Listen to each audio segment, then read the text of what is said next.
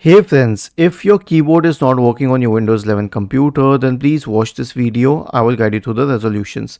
Now, if it mentions that the keyboard itself is not working without mentioning the brand, we do not know whether it is an internal keyboard or an external one. So, considering a generic case, let us start with an SFC scan just to make sure that it is not an issue with the system files. So, search or command prompt in the Windows search bar and click on Run as Administrator in the right pane to open the elevated command prompt window.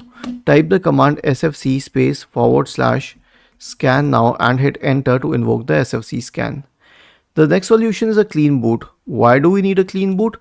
Because what if third-party software products are preventing the function of your keyboard? So search for system configuration in the Windows search bar and open the system configuration window.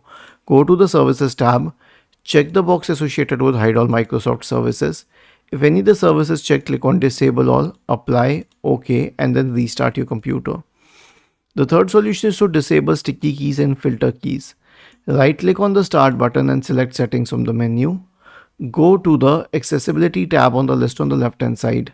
In the right pane, scroll down to keyboard and click on it and turn off switches for sticky keys, filter keys and toggle keys, all three of them.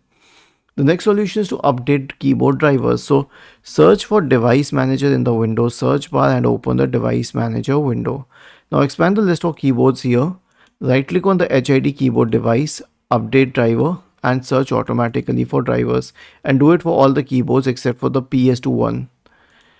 The last solution is to turn off power management for keyboard drivers if the option exists.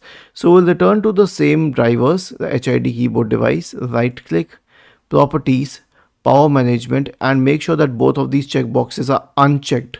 Click on OK and then save these settings.